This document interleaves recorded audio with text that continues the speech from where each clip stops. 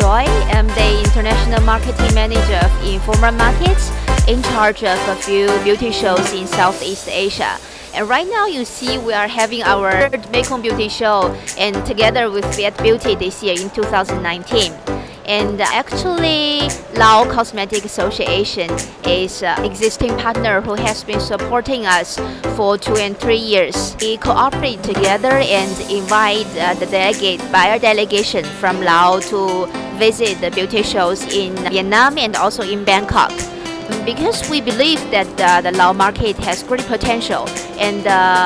purchasing power. It is actually the domestic consumption is growing and young consumers need to know more and more innovative products, and we need the great distributors to bring the international brands into Lao market.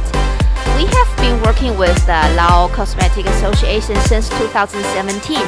Thanks a lot for the support that the group has given to us, and we believe that in the near future there's a lot of more to develop together, and we are thinking of going to Laos to organize beauty events and to bring more products and more knowledge and innovation to Laos. ตอนนี้พวกเขากลับมาสัมภาษณ์ความรู้สึกแบบว่ามื้อนี้พวกเขามีหลายคนเลยที่มางานเบียดบิวตี้นั่นเองเนาะเดี๋ยวให้เอื้อยเพิ่นแนะนำตัวกันก่อน สบายดี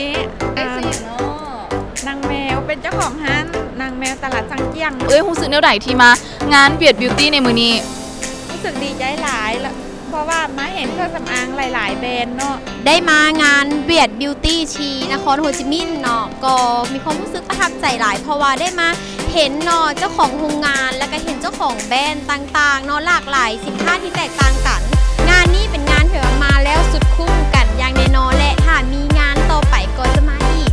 รู้สึกตื่นเต้นดีแล้วก็มีประสบการณ์ในการชอบเห็นว่าตัวเองสิเอาอย่างน้ำเข้าบ่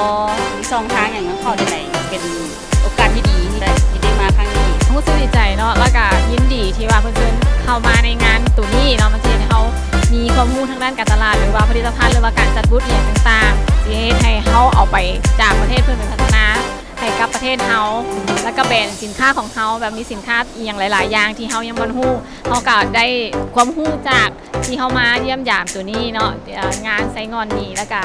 ไปพัฒนาประเทศเขาอีกหลายๆขึ้น ถือว่าเป็นโอกาสหนึ่งให้นักธุรกิจลาวเนาะผู้จัดจำหน่ายของลาวเนาะที่ได้เข้ามาพบปะแล้วก็ทำความเข้าใจ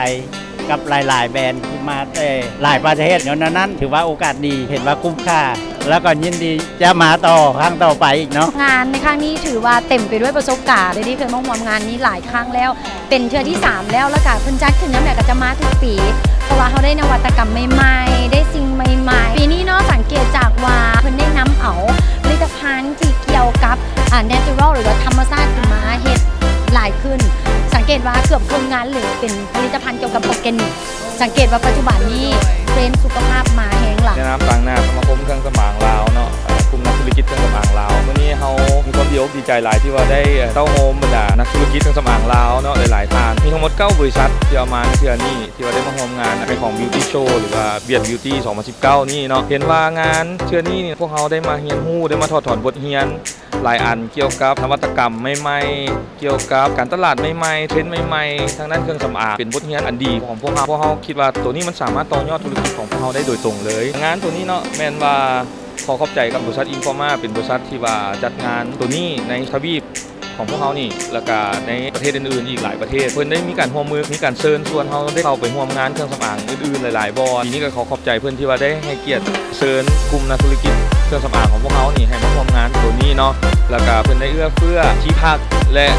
พิยนต์เนาะส่วนหนึ่งเนาะแล้วก็พวกเขาก็ออกกันเองส่วนหนึ่งหวังว่าบริษัทอื่นๆเนาะหรือว่าจากภาคส่วนอื่นๆที่ว่ามีความสนใจอยากร่วมงานตัวนี้ในปีหน้าปีต่อๆไปเนาะก็ขอเชิญชวนมาร่วมงานน้ำกันเนาะไปน้ำพวกเขาเด้อไปพร้อมกันเป็นกลุ่มเป็นก้อนสมาคมเพื่อว่าพวกเขาที่ได้ไปเรียนรู้ไปถอดถอนบทเรียนเอาบรรดาความรู้ใหม่ๆแนวทางการตลาดใหม่ๆเพื่อมาพัฒนาวงการ